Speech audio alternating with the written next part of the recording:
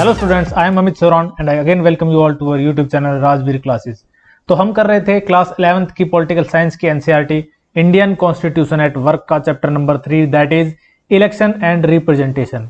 इस चैप्टर का ये पार्ट 2 है जो हम आज करेंगे। पार्ट 1 में पहले करवा चुका हूं, जिसने वो नहीं देखा है पहले वो देख लो, ठीक है। तो पिछले पार्ट में हमने देखा first past the post system क्या था। फर्स्ट पास्ट द पोस्ट एक इलेक्शन सिस्टम है जिसमें एक कैंडिडेट अगर दूसरे कैंडिडेट से ज्यादा वोट हासिल कर लेता है तो उसको विजेता माना जाता है, चाहे उसको मेजोरिटी ऑफ सिटीजन्स ने वोट ना दिए हों। फॉर एग्जांपल हमने देखा था कि 5 कैंडिडेट हैं, A B C D and E. A को मिले हैं 300 वोट, बी को मिले हैं 250 वोट, सी को मिले हैं 250 वोट, डी को मिले हैं 100 वोट और ई को मिले हैं 100 वोट। हमने एक एग्जाम्पल देखा था, इसमें ए को विजेता माना जाएगा। हालांकि ये बात अलग है कि इसको 700 लोगों ने वोट नहीं दिया, यानी मेजोरिटी ऑफ पॉपुलेशन ने ए के अगेंस्ट में वोटिंग की है, पर ए को ही विजेता माना जाएगा और ए इन पूरे 1000 लोगों का एमपी या एमएलए होगा। तो ये था first past the post system. Second जो हमने सिस्टम देखा था इलेक्शन सिस्टम, वो था प्रोपोर्शनल रिप्रेजेंटेशन सिस्टम।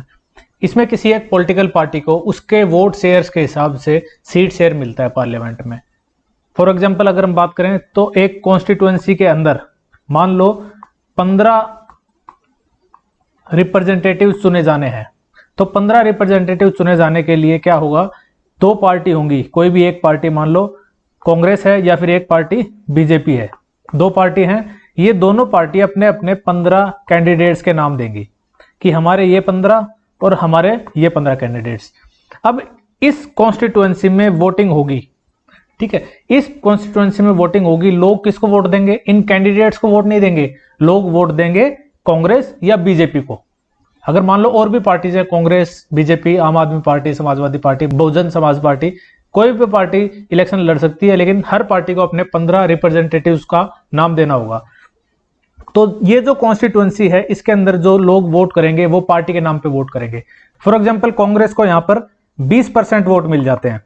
अगर कांग्रेस को 20% वोट मिलते हैं तो इसको 20% सीट्स ही मिलेगी, यानी 15 की 20% कितनी हुई, 3 सीट। तो 3 सीट कांग्रेस को मिल जाएंगी। अगर बीजेपी को मान लो 40% वोट मिलते हैं तो बीजेपी को 40% ही सीट मिलेगी, यानी बीजेपी को मिल जाएंगी 6 सीट। तो यानी कि जो सीट शेयर हैं वो वोट शेयर के प्रोपोर्शन में होते हैं। तो ये होता है प्रोपोर्शनल रिप्रेजेंटेशन सिस्टम। हमने दोनों इलेक्शन सिस्टम देख लिए थे पिछले वीडियो में। जिसको अभी ये समझ में नहीं आ रहा है वो पिछले वीडियो देख लो, उसमें हमने डिटेल में इसको डिस्कस किया था। अब इस चैप्टर को आगे बढ़ाते हैं।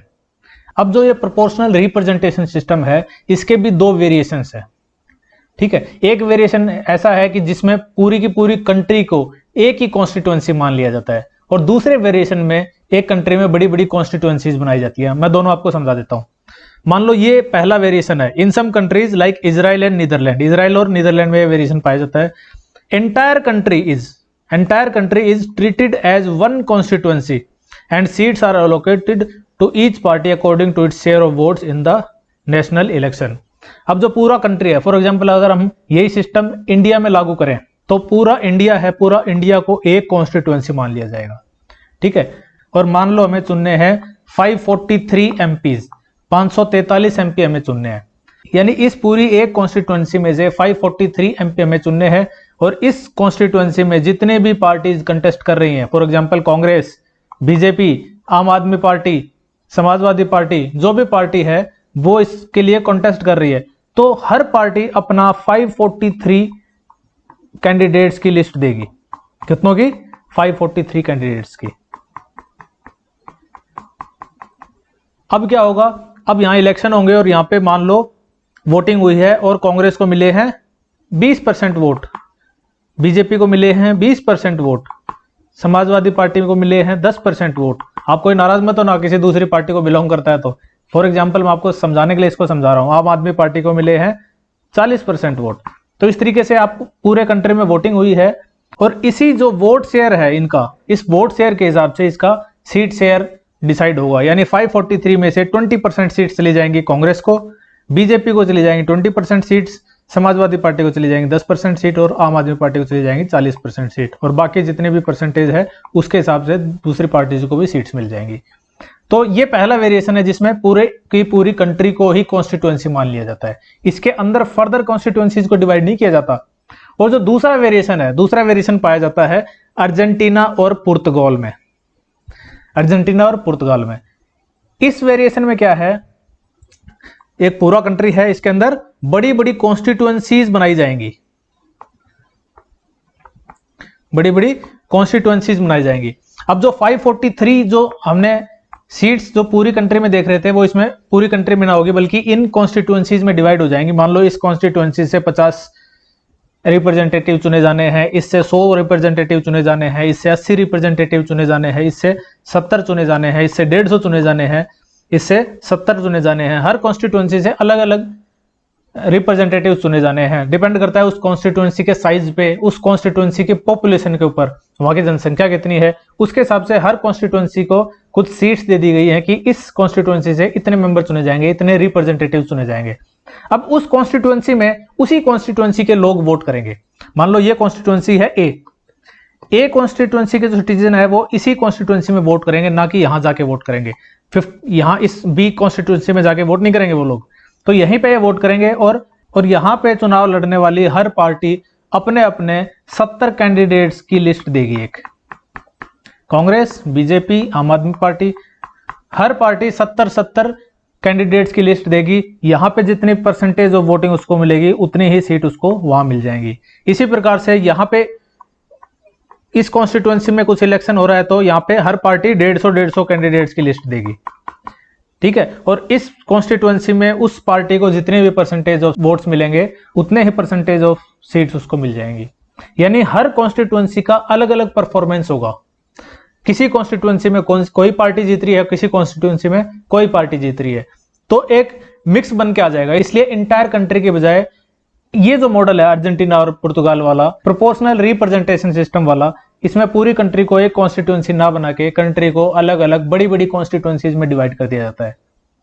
इन both these variations voters exercise their preference for a party not a candidate.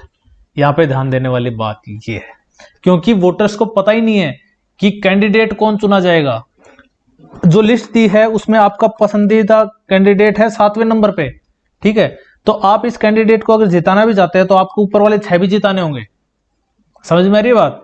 यानी कि आप पार्टी को वोट दोगे, ना कि कैंडिडेट को। जो भी पार्टी है उसको वोट दिया जाएगा। लेकिन हमारा जो first past to post system है उसमें हम कैंडिडेट को वोट देते हैं। हम देखते हैं कि हमारे यहाँ से कैंडिडेट कौन खड़ा हुआ है। यहाँ पे कैंडिडेट नहीं देखा जाता, हमारे इलाके का, हमारी कॉन्स्टिट्यूएंसी का कैंडिडेट नहीं देखा जाता। हमारी कॉन्स्टिट्यूएंसी से 15 कैंडिडेट खड़े होंगे। अब वो 15 हम वोट किसी को भी दे रहे हैं, ठीक है, हमारा वोट वेस्ट तो नहीं जाएगा, हमारी पार्टी को जाएगा, ठीक है, लेकिन किसी कैंडिडेट को नहीं जा रहा है वो। The seats in a constituency are distributed on the basis of votes polled by a party. यानी जिस पार्टी ने जितने ज्यादा वोट्स लिए हैं उतनी ज्यादा उसको सीट्स मिलेंगी। 10 representatives from a constituency would and do belong to different parties. यानी कि उस कॉन्स्टिट्यूएंसी से जितने रिप्रेजेंटेटिव चुने जाएंगे, मान लो 15 चुने गए, तो ये 15 के 15 अलग अलग पार्टी के निकल के आएंगे। अब हम एक कंपैरिजन देख लेते हैं first past to post system और प्रोपोर्शनल रिप्रेजेंटेशन सिस्टम में, ठीक है। बहुत इंपॉर्टेंट क्वेश्चन है बच्चों में आपके लिए। कोई ऐसा एग्जाम नहीं होगा जिसमें क्वेश्चन आपसे ना पूछा जाए। First past to post, the country is divided into small geographical units called constituencies. एक कंट्री है उसको अलग अलग कॉन्स्टिट्यूएंसीज में डिवाइड किया जाएगा। इंडिया में जब इलेक्शंस होते हैं तो कितने कॉन्स्टिट्यूएंसीज में डिवाइड किया जाता है? 543 कॉन्स्टिट्यूएंसीज में। प्रोपोर्शनल रिप्रेजेंटेशन सिस्टम में क्या होता है? Large geographical areas are demarcated as constituencies. The entire country may be a single constituency. या तो बहुत बड़े बड़े geographical areas को constituencies में डिवाइड किया जाएगा या फिर entire country को ही constituency बनाया जाएगा, जो हमने दोनों एग्जांपल देखे थे। Second thing is in FPTP every constituency elects one representative. Her constituency से एक रिप्रेजेंटेटिव चुना जाएगा। इंडिया में 543 कॉन्स्टिट्यूएंसीज हैं तो 543 ही एमपी चुन के आएंगे। लेकिन इसमें क्या है, प्रोपोर्शनल रिप्रेजेंटेशन में हमने देखा कि हर कॉन्स्टिट्यूएंसी के जो रिप्रेजेंटेटिव्स हैं वो उनकी संख्या अलग अलग होगी। किसी कॉन्स्टिट्यूएंसी में 15 चुने जाएंगे, किसी में 10 चुने जाएंगे, किसी में 5 चुने जाएंगे। उनकी पॉपुलेशन पे डिपेंड करता है, उनके ज्योग्राफिकल लोकेशन पे डिपेंड करता है। More than one representative may be elected from one constituency. एक कॉन्स्टिट्यूएंसी से एक से ज्यादा रिप्रेजेंटेटिव्स चुने जा सकते हैं, और वो रिप्रेजेंटेटिव्स ऐसा हो सकता है कि जब इलेक्शन होंगे तो अलग अलग पार्टी से भी चुन के आए। FPTP voters vote for candidate, इसमें कैंडिडेट के लिए वोट किया जाता है और इसमें पार्टी के लिए वोट किया जाता है। A party may get more seats than votes in the legislature, ऐसा हो सकता है कि FPTP में, इस सिस्टम में ऐसा हो सकता है कि एक पार्टी को सीट्स ज्यादा मिल जाएं और उसको वोट्स कम मिले। जैसा हमने कांग्रेस का 1984 वाले इलेक्शन देखा है, उसमें देखा था कि कांग्रेस को वोट्स कितने मिले थे 48%, लेकिन सीट कितनी मिल गई 80%। और प्रोपोर्शनल रिप्रेजेंटेशन में क्या होगा, जितना आपको वोट मिला है उतनी आपको सीट मिलेगी, आपको प्रोपोर्शन में मिलेगी, आपके जो वोट्स हैं उसके प्रोपोर्शन में ही आपको सीट्स मिलेगी। FPTP में candidate who wins the election may not get majority, यानी अगर कैंडिडेट अगर इलेक्शन जीत रहा है, इसका मतलब ये नहीं है कि उसको मेजोरिटी ऑफ वोट्स मिल गए, ऐसा भी हो सकता है उसको मेजोरिटी ऑफ लोगों ने, मेजोरिटी ऑफ सिटीजन्स ने उसको वोट ही ना दिए हो, वो 30% वोट लेके भी जीत सकता है, लेकिन मेजोरिटी क्या है 70%, 70% ने उसको वोट नहीं दिए थे, पर वो 30% के साथ भी जीत सकता है। यहाँ क्या होगा, candidate who wins the elections gets majority of votes, यहाँ पे जो कैंडिडेट जीतेगा उसके पास मेजोरिटी ऑफ वोट्स होंगे। एग्जाम्पल इसका यूके यानी यूनाइटेड किंगडम एंड इंडिया, यहाँ पे एग्जाम्पल इजराइल, नीदरलैंड्स, हमने और भी देखे थे, पुर्तगाल भी देखा था। In India we adopted PR system on a limited scale for indirect elections, India में भी हम PR सिस्टम फॉलो करते हैं, FPTP तो फॉलो करते हैं, फिर कुछ इनडायरेक्ट इलेक्शंस हमारी कंट्री में ऐसे हैं जिसमें हम PR सिस्टम को भी फॉलो करते हैं। हम आगे देखेंगे कौन से इलेक्शंस है जिसमें हम इनको फॉलो करते हैं। The constitution prescribes A third and complex variation, हमने दो वेरिएशन देख लिए इसके PR सिस्टम के। एक वेरिएशन क्या था जिसमें एंटायर कंट्री को एक कॉन्स्टिट्यूएंसी मान लिया जाता है, दूसरा वेरिएशन क्या था कि किसी कंट्री में बड़ी बड़ी कॉन्स्टिट्यूएंसीज बनाई जाती हैं जिसमें कुछ कुछ सीट्स दी जाती है हर कॉन्स्टिट्यूएंसी को। तो ये दो वेरिएशन देख लिए थे हमने। इंडिया में जो वेरिएशन है वो तीसरा टाइप का वेरिएशन है, वो इससे भी ज्यादा कॉम्प्लेक्स है, ठीक है। Third and complex variation of PR system for the election of president, president के इलेक्शन में यूज होता है, वाइस प्रेसिडेंट के इलेक्शन में यूज होता है, और राज्यसभा के जो मेंबर्स हैं उनके इलेक्शंस में यूज होता है, विधान परिषद जो होती हैं उनके इलेक्शंस में यूज होता है PR system, proportional representation system का थर्ड एंड कॉम्प्लेक्स वेरिएशन। तो चलो देख लेते हैं राज्यसभा इलेक्शंस में जो प्रोपोर्शनल सिस्टम है हमारा वो काम कैसे करता है। जैसे कि हमने देखा कि हमारा जो प्रोपोर्शनल सिस्टम है वो थर्ड वेरिएंट है, तीसरे प्रकार का है, इसका नाम है single transferable vote system, STV system, single transferable vote system. इसको क्यों बोलते हैं सिंगल ट्रांसफरेबल वोट सिस्टम, अभी आपको थोड़ी देर में समझ में आएगा। अब राज्यसभा के जो मेंबर्स हैं वो चुने कैसे जाते हैं, उन एमपीज का इलेक्शन कौन करता है। हर स्टेट को राज्यसभा का कुछ कोटा मिला हुआ है। फॉर एग्जांपल हरियाणा को मिला हुआ है 5 एमपीज हरियाणा से राज्यसभा में जाके बैठते हैं, ठीक है।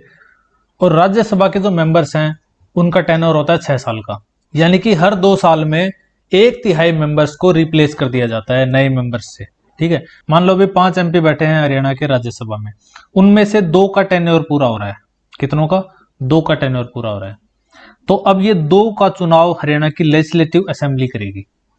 हरियाणा की लेजिस्लेटिव असेंबली में बैठते हैं हमारे MLAs, यानी कि हरियाणा की विधानसभा में 90 MLAs बैठते हैं हरियाणा में। अब हरियाणा से ही कंपेयर करके देख लेते हैं सारा चीज, हरियाणा में कितने हैं 90 MLAs हैं।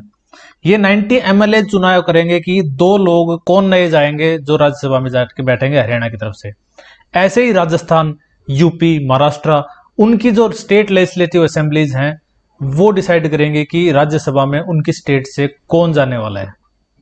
अब ये इलेक्शन का मेथड कैसा होगा, इलेक्शन का मेथड होगा proportional representation of single transferable vote system. Every state has a specific quota, हर स्टेट का स्पेसिफिक कोटा है, ठीक है। जैसे हरियाणा का 5 है। The members are elected by respective state legislative assemblies, state legislative assembly यानी राज्यों की जो विधानसभाएं हैं वो इलेक्शन करेंगी। वोटर्स आर MLAs वोट करेंगे। Every voter is required to rank candidates according to his or her preference. अब ये देखो, अब ये मेथड क्या है, मेथड मैं बताता हूं।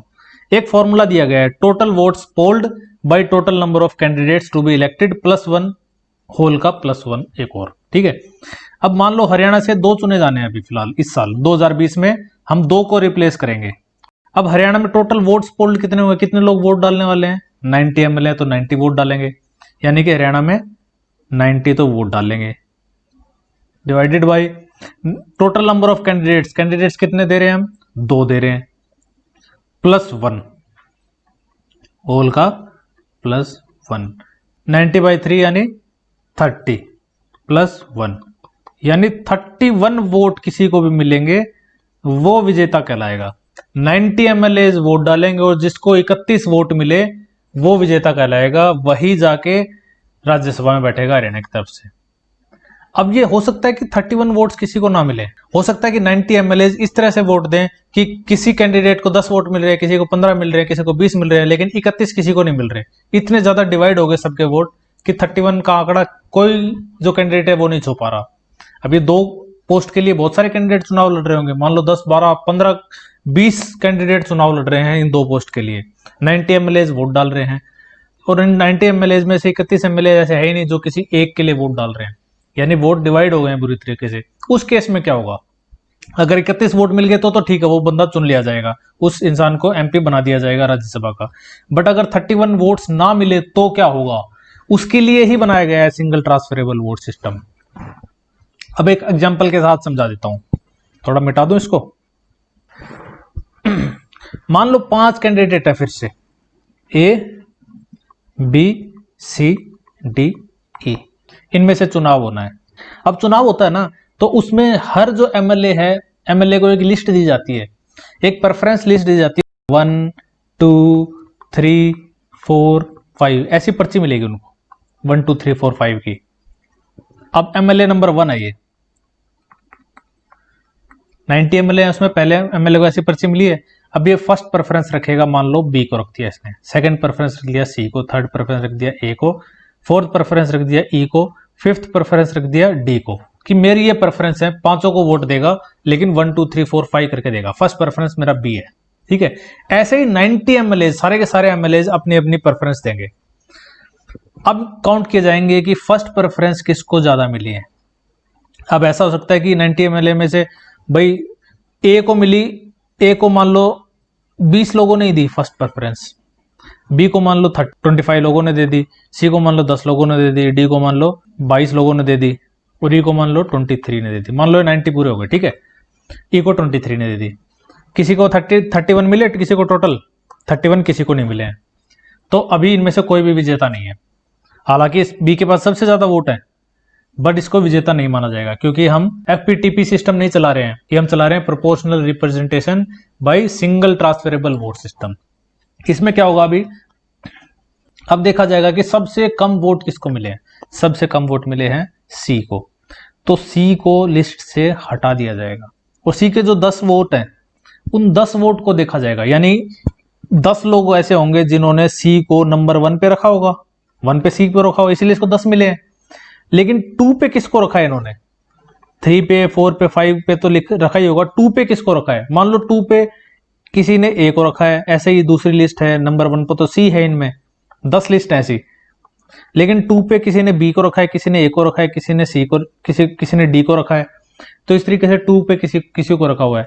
अब इस C वाले को हटा दिया, इसके 10 जो पर्चियां हैं वो फिर से देखी जाएंगी, और फर्स्ट प्रेफरेंस तो C है ही सब में, कोई दिक्कत नहीं है। सेकंड प्रेफरेंस देखी जाएगी इसकी, सेकंड प्रेफरेंस देखेंगे और इनको काउंट करेंगे, A मिल गया, एक और A मिल गया, फिर D मिल गया, फिर B मिल गया। अब इनका कैलकुलेशन फिर से करेंगे, तो 20 का मान लो बन गया 23, 25 का मिल गया 27, 22 का मिल गया 23, E का मिल गया 25 हो गया, इस तरीके से बढ़ गया। अब ये जरूरी नहीं कि 5 ही है, हो सकता है 10 होते हैं कैंडिडेट्स। अभी भी किसी का 31 का कोटा पूरा नहीं हो रहा, ठीक है, अभी भी 31 का कोटा पूरा नहीं हो रहा, तो नेक्स्ट पकड़ेंगे। नेक्स्ट सबसे कम किसके रह गए भाई, ये D के रह गए 23। अब ये D की सारी पर्चियां कैंसिल। अब देखेंगे ये सारी पर्चियां उठा के देखेंगे, इन सब में D पहले पे मिलेगा, है ना, तभी तो D के 23 बने थे, D पहले पे मिलेगा। अब D की सेकंड प्रेफरेंस देखी जाएगी, A है, किसी में B है, किसी में E है, किसी में F है। अब जब तक ये 31 का आंकड़ा कोई नहीं पकड़ लेता तब तक ऐसे काउंटिंग करी जाएंगी, जिसके सबसे कम है उसके पर्चियां उठा लो और उसके सेकंड प्रेफरेंस देखो, फिर भी पूरा नहीं हुआ, नेक्स्ट वाला बंदा पकड़ो, उसकी पर्चियां उठा लो और फिर सेकंड प्रेफरेंस देखो। इस तरीके से जिसका 31 का आंकड़ा पूरा हो जाएगा वो विजेता मान लिया जाएगा। ये होता है single transferable vote system.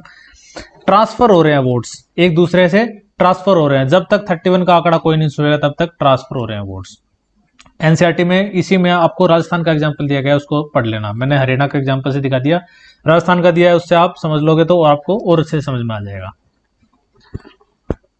To be declared a winner a candidate must secure a minimum quota of votes. Minimum quota तो उसको लेना पड़ेगा। वो कोटा कैसे डिटरमाइन होगा? It will be determined by the formula. ये जो फॉर्मूला है इससे डिटरमाइन होगा। मैंने बहुत ज्यादा काटपीट कर दी इसमें, बुक में देख लेना, ठीक है। अब next question, why did India adopt the FPTP system? हमने देखा कि जो प्रोपोर्शनल रिप्रेजेंटेशन सिस्टम है इसमें बहुत अच्छी चीज क्या निकलने के सामने आई, उसमें निकल के सामने आई कि जितना आपको परसेंटेज ऑफ वोट्स मिल रहा है उतना आपको परसेंटेज ऑफ सीट्स मिल रही है। ये अच्छी बात है, ठीक है। जितना लोगों आपको वोट कर रहे हैं उतनी आपको सीट मिल रही है, अच्छी बात है। लेकिन हमने एफपीटीपी सिस्टम क्यों लागू किया? बल्कि ये कॉम्प्लेक्स भी है। It's a complicated system which may work in a small country. जो छोटे कंट्री में तो काम कर सकता है, but very difficult to work in a sub continental country. But एक सब कॉन्टिनेंटल कंट्री यानी कि एक कंटिनेंट जैसा कंट्री कोई है, इंडिया जैसा बड़ा कंट्री है, बहुत ही वास्ट कंट्री है, इसमें ये सिस्टम के काम करने के चांसेस बहुत ज्यादा कम हो जाते हैं, क्योंकि ये बहुत ज्यादा डिफिकल्ट सिस्टम है। पर फिर भी हमने ये एफपीटीपी सिस्टम अपनाया। क्यों अपनाया? Because of the simplicity of the system. पहला रीजन है सिंप्लिसिटी। बहुत ही ज्यादा सिंपल है ये। सिंपल क्या है? आपको कैंडिडेट देखना है अपने इलाके में, जो कैंडिडेट पसंद है, जिस पार्टी का पसंद आ रहा है उसका आप वोट दे दो। आपको सोचना ही नहीं है, आपको लिस्ट देखनी ही नहीं है, कुछ आपको कैलकुलेशन ही नहीं करनी कुछ। एक साधारण से इंसान को भी, एक जो अनपढ़ इंसान है उसको भी पता है कि मुझे वोट किसको डालना है। उसके कैंडिडेट अगर काम कर रहा है उसके इलाके में उसको वोट दे देगा, नहीं काम कर रहा है तो ओपोजिशन का कोई कैंडिडेट खड़ा है, कोई निर्दलीय खड़ा है, उसको भी वोट दे देगा। लेकिन हमने देखा कि जो प्रोपोर्शनल रिप्रेजेंटेशन सिस्टम है उसमें इंडिपेंडेंट कैंडिडेट का तो कोई सवाल ही पैदा नहीं होता। निर्दलीय जो किसी पार्टी का नहीं है उसका तो जीतने का कोई सवाल ही पैदा नहीं होता। तो उसके लिए एफपीटीपी सिस्टम सही है। तो ये जो एफपीटीपी सिस्टम है ये बहुत सिंपल है, simple to understand even for a common voter who have no specialized knowledge about politics and elections. एक clear choice is presented to the voters. एक क्लियर चॉइस दे दी जाती है ना। Simply choose a candidate. एक आपको एक कैंडिडेट देखना है, या फिर आप पार्टी भी देख सकते हो। बहुत बार ऐसा होता है कि आपको कैंडिडेट अच्छा नहीं दिखाई देता, लेकिन आप सोचते हो कि ये पार्टी बहुत अच्छी है, तो कैंडिडेट चाहे वो गधा भी खड़ा कर देना आप उसको वोट दे दोगे। आप जनरली इसमें देखा होगा आपने, जो अभी रिसेंटली लोकसभा इलेक्शन हुए थे पिछले साल 2019 में, बीजेपी पार्टी का इतना ज्यादा हेजिमनी बन गई थी, इतनी ज्यादा डोमिनेंस बन गई थी कि लोगों को बीजेपी पार्टी को भी वोट देना था। अगर बीजेपी पार्टी किसी गधे को भी खड़ा कर देना तो उसको भी वोट दे देंगे। क्यों? क्योंकि वो बंदा बीजेपी का मेंबर है। बीजेपी के मेंबर्स ज्यादा बैठेंगे लोकसभा में। लोगों को इतना ज्यादा प्यार हो गया उस चीज से। तो या तो कैंडिडेट चूज कर लो, या फिर ज्यादा ही पार्टी से प्यार है तो पार्टी भी चूज कर सकते हो। Depending on the nature of actual politics voters में either give greater importance to party और ए कैंडिडेट और बैलेंस बिटवीन टू। और बैलेंस भी बना सकते हैं कैंडिडेट और पार्टी में। आप कैलकुलेशन अपने हिसाब से अपने दिमाग से लगा लो। फॉर एग्जांपल अगर सेंटर के इलेक्शंस हो रहे हैं तो किसी पार्टी के जो कैंडिडेट है उसको आप जिता सकते हो। अगर आपके लोकल इलेक्शंस हो रहे हैं, स्टेट के इलेक्शंस हो रहे हैं, तो आप हो सकता है कि उस पार्टी का जो कैंडिडेट है वो आपको पसंद नहीं आ रहा है, पर आपको लोकल इलाके में ऐसा कोई कैंडिडेट है जो निर्दलीय लड़ रहा है, इंडिपेंडेंट लड़ रहा है, आप उसको भी वोट दे सकते हो अपना।